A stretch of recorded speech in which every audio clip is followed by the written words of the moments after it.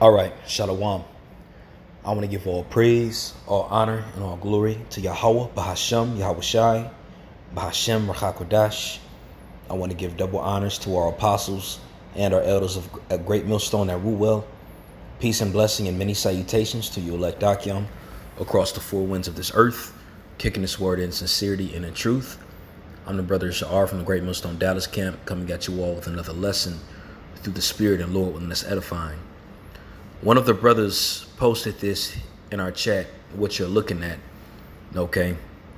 And as you see here, it says end time headlines. Now this is the so-called Christian church, all right? And this is what they said. This virus has caused enough damage. It's time for the church to rise up and command it to go back to hell in which it came from. And it says coronavirus infected 120,000 people, postponed a dozen sports leagues, plummeted the stock market, canceled thousands of events. All right, so it's painting this picture of the coronavirus in a negative light, saying that it had done all these multiple things. And they're using these as examples, the NBA being postponed, people dying, the stock market plummeting, events being canceled. They're using that as justification for the church to command this virus to go back to hell where it came from. All right, and this is the mindset of these Christians. This is the mindset of these Christians. And it makes so much sense why we constantly say these Christians are bugged out. Okay? Because if you truly believe in the scriptures and you truly trust in the words that's written within these scriptures, not only are you going to root for this virus to continue to devour and consume, but you're going to root for a whole lot more things, because at the end of the day, these things have to come to pass in order for the kingdom of heaven to be established.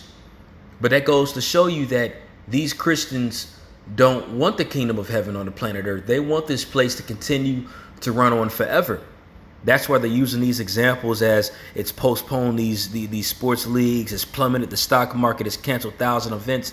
They don't like the fact that the merch of this place is going down, because they love to live comfortably here in America and also the rest of the world where they're at. Okay?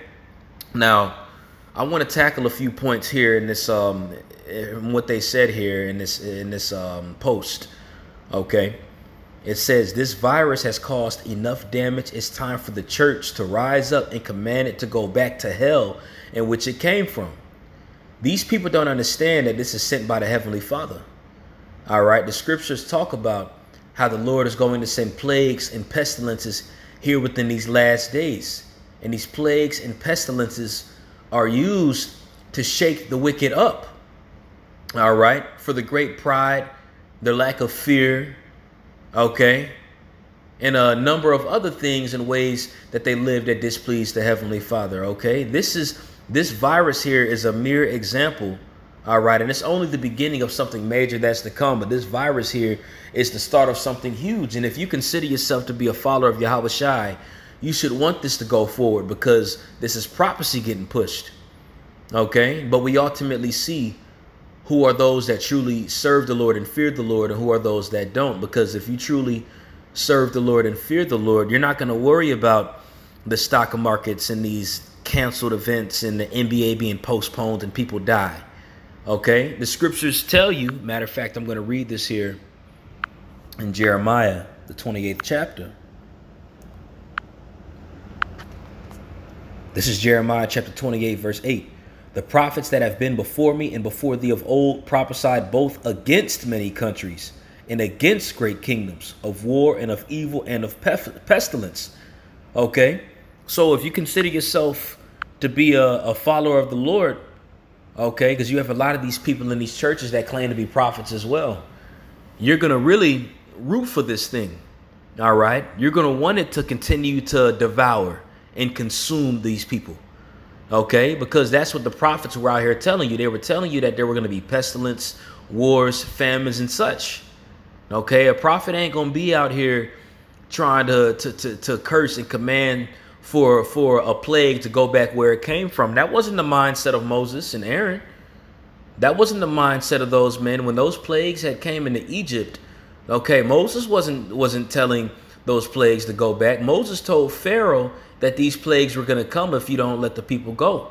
And of course, lo and behold, Pharaoh didn't let those people go, so those plagues came and they devoured as Moses said that would happen. Ultimately, what the Heavenly Father said was going to happen. Okay? And they said that they want to, in this church, all right, these guys say that they should all come together and pray that this virus goes back to hell. Guess what? This virus didn't come from hell. The word hell ultimately goes to the word grave. This virus ultimately, if you want to get down to the nitty gritty, the thought of this virus, the existence of this virus came from the heavens. This was all sent from the heavens. This is what the Heavenly Father had ordained, and he had given power to his son, Yahushua, who you ignorantly call Jesus Christ, to send this plague. Okay? Hey, the scriptures say, matter of fact, let me get it.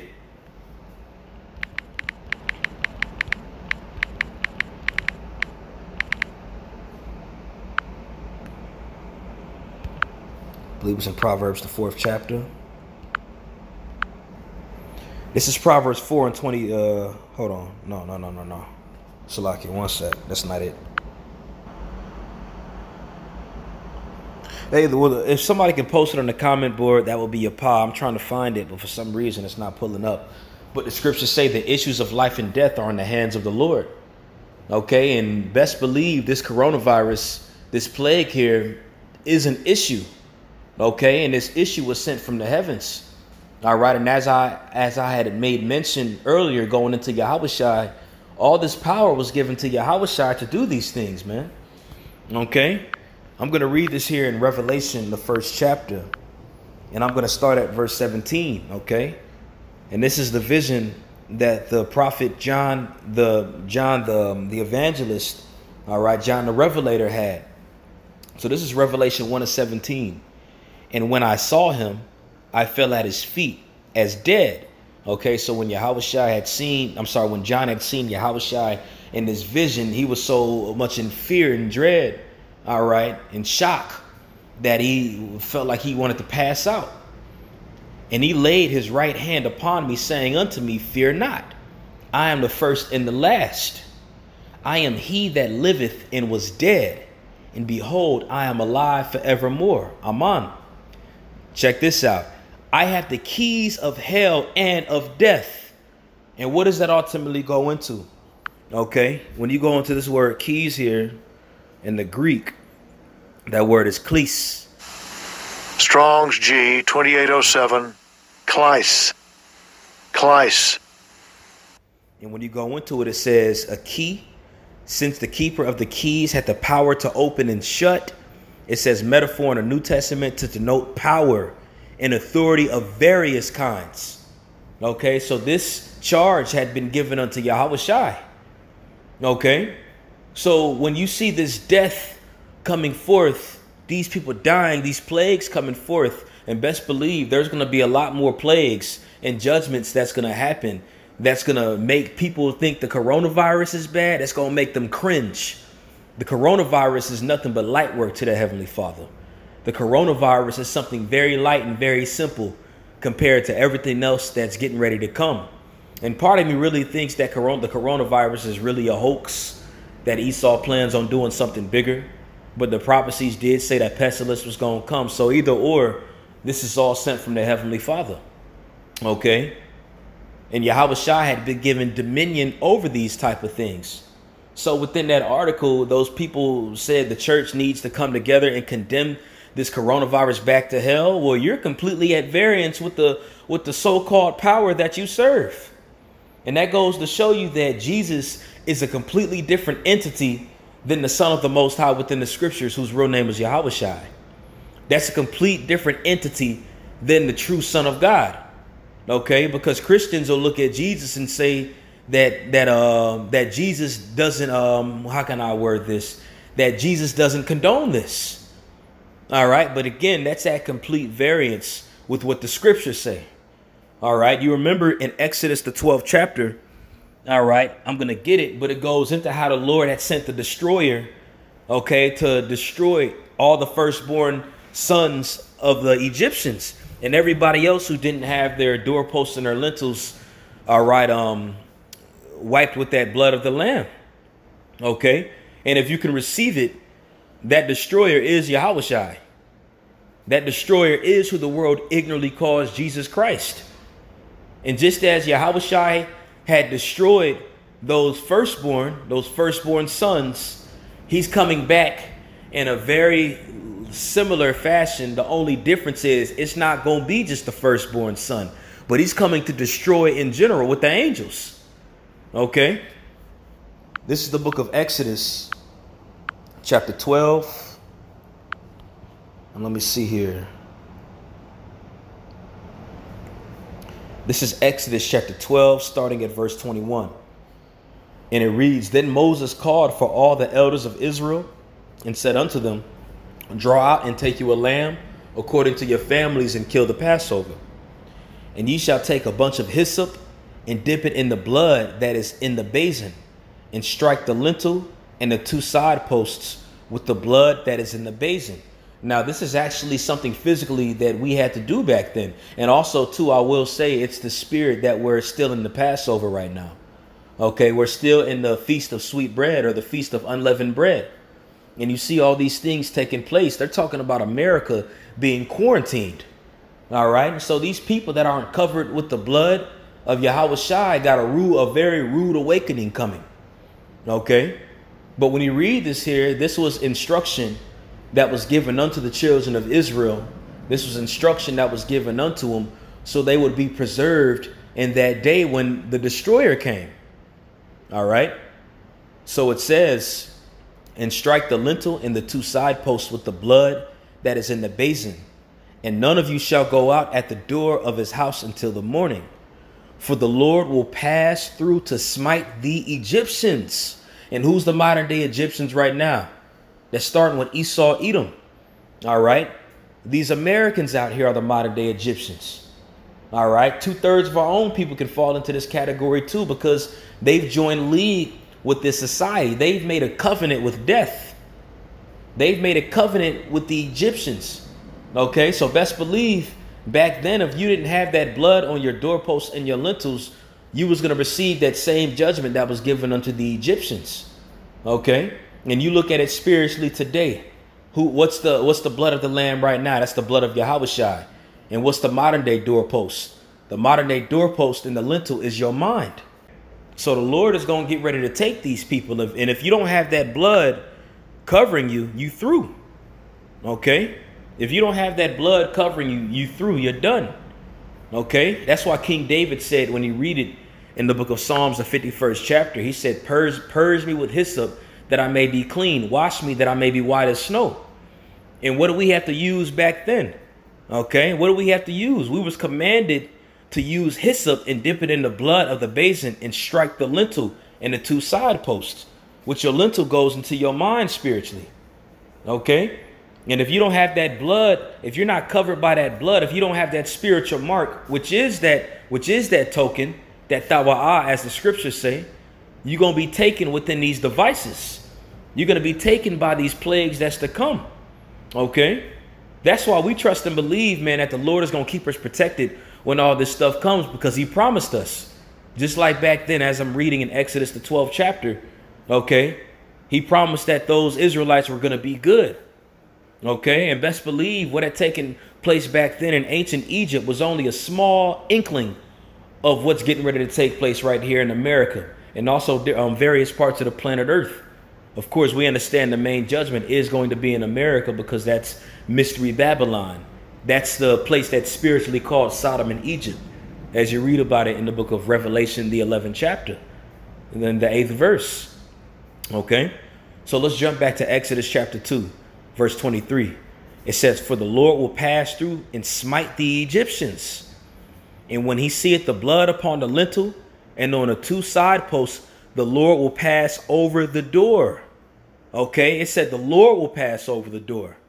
It will not suffer the destroyer to come unto your houses to smite you. And who's the destroyer, man? Yahushua is the destroyer. The Lord had given Yahushua the keys of death. Yahushua has power over this. He's been given the keys of death and hell. And when you go into that word hell, that word just means the grave. Because who conquered death? Yahushua did. Yahushua had received dominion over these things. So best believe when you see these people dying, when you see these NBA players getting sick, these different actors and actresses getting sick, the stock market plummeting down to 21,000, these are things that were already set up and ordained by the Lord. And Yahushua had received control over these things. All things were given unto the Son, which is Yahushua, who is the destroyer. Okay, so yeah, you damn Christians are bugged the hell out, man. And it's funny, really, when you sit back and look at it, because it's truly showing you who the true believers are and who aren't the true believers. And it's obvious that you all in Christianity aren't true believers. Okay? No understanding on what's taking place. They want to live on in America and be comfortable here. That shows you Christianity is just a farce. It's just justification for them to continue to live wickedly in their lives and use Jesus as that scapegoat to do whatever the hell you want to do. Well, the Lord has other program in mind. The Lord has something else in mind. All right. And he's executing his promise. He's executing the words that he had promised were going to come to pass. That's why the scriptures say my words shall not return unto me void. OK, the Heavenly Father is allowing this to execute because it was written. OK, so, hey, man, just want to say this as an exhortation real quick. You brothers stay prayed up. OK, let's stay in the spirit. And just real talk, as one of the brothers has said it in the chat earlier, man, we ain't perfect, but damn it. We ain't perfect, but damn it, we doing more than everybody else. And that's going to count for something, especially if you're doing it in sincerity and in truth, you know. But I'm going to end this lesson off on that. I didn't intend on being too long, but through the spirit, when I saw this post here, it sparked me to do a lesson on it. Okay, so I want to give all praise, all honor, and all glory to Yahweh, Bahashem, Yahushai, Bahashem, Rakakwadash. Double honors to our apostles and elders of Great Millstone. Peace and blessing and many salutation to you, elect Akyam, across the four winds of this earth, kicking this word of sincerity and the truth. And if somebody could, Baba Kashal, put that precept in the comment board. The issues of life and death are in the hands of the Lord. And if I find it, Lord's will, I'll post it in the comment board. Okay? Shalom. Stay strong. Stay solid. Keep fighting.